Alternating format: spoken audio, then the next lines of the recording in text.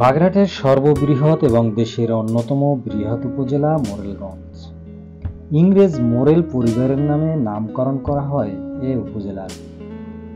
জানা যায়, ইংরেজ শাসনের সূত্রপাতের পর 1781 সালে ইংরেজ সরকার কর্তৃক এখানে প্রথম শাসন কেন্দ্রের স্থাপিত হয় এবং এর ম্যাজিস্ট্রেট ও কালেক্টর হন বিদেশি civilian mister Tillman Henkel.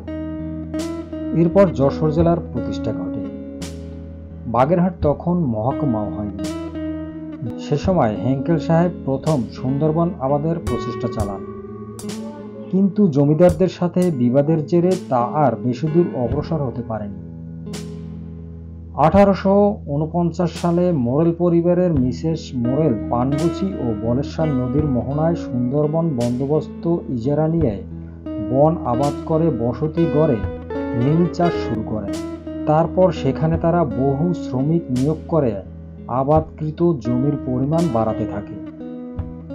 Moral ভাতাদের মধ্যে সবচেয়ে বৈশ্বিক ও কর্মী ছিলেন রবার্ট মোরেল। তার উপর দায়িত্ব ছিল সমস্ত জমিদারদের দেখাশোনা ও পরিচালনা করা। তিনি সুন্দরবন আবাদের জন্য বরিশাল থেকে প্রচুর শ্রমিক আনেন। জানা যায়, এসব আবাদি শ্রমিকের অনেকেই সেখানে স্থায়ীভাবে থেকে যায়। এছাড়া পরবর্তীতে দূর দূরান্ত থেকেও প্রজারা এখানে আসতে থাকে। এতে মোরেল সাহেবদের আয় ক্রমশ বাড়তে থাকে।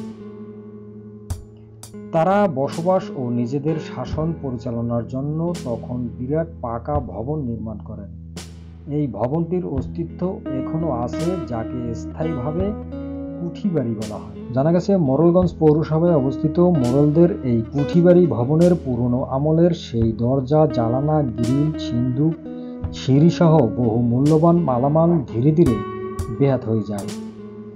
স্মৃতিস্তম্ভ থেকেও চুরি হয়ে যায় অনেক মালামাল। দীর্ঘ এই সময়ে ভবন বা এর মালামাল রক্ষণাবেক্ষণের জন্য কেউই কোনো দায়িত্ব নেয়নি।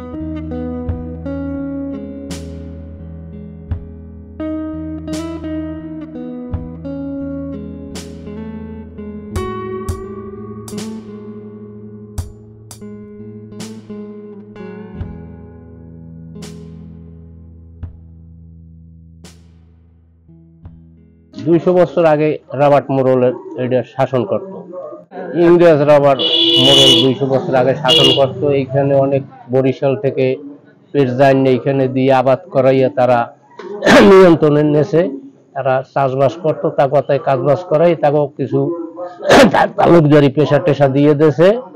উনি সবের এই কর্তা ছিল। উনি বরিশাল থেকে এখানে আসে নাই, ওইখানেই থাকতো, ওনার লোকজন থাকতো এখানে আর কি। মোরেল এলাকা তো আমার দাদা তালই তারা সেটা আবাদ করছে করিয়া এখানে তারা বাড়ি টাড়ি করছে, অনেকের তালুকদারি দিয়েছে।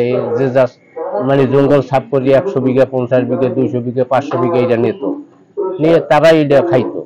এখন তো বর্তমানে সরকার নিয়ন্ত্রণে আছে, যে কোনো সরকার আছে, এসিল্যান্ড টিউনও তাদের দখলে, তারা এইটা আর কি দেখাশুনো করে। আগে তো ছেলে ধরেন আর্টসিও ছিল, তারা দেখতো। বর্তমানে এসিল্যান্ড টিউনও এরাই ডিসির আন্ডার। এটা তো ছোটবেলায় বিল্ডিং পুরো ছিল, ভালো ছিল। এখন তো এটা সব ভাঙ্গে চুরে দস্যে মস্যে পড়তে গেছে। এটা তো এখন বর্তমানে খুব নাজেহাল অবস্থায় আছে।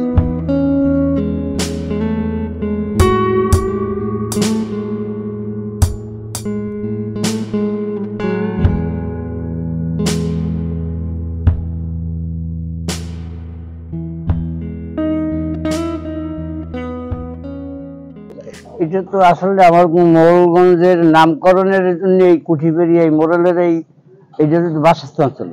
এটা ঐতিহ্যবাহী মোরেলগঞ্জের নামের জন্য এই কুঠিবাড়িটা। কিন্তু এইখান থেকে এই ঘোড়া দৌড়িত নিচ থেকে, এটা দেখার জন্য বিভিন্ন জায়গার থেকে লোক আসে এই মোরেলগঞ্জের প্রাচীন ঐতিহ্যবাহী এই কুঠিবাড়ি।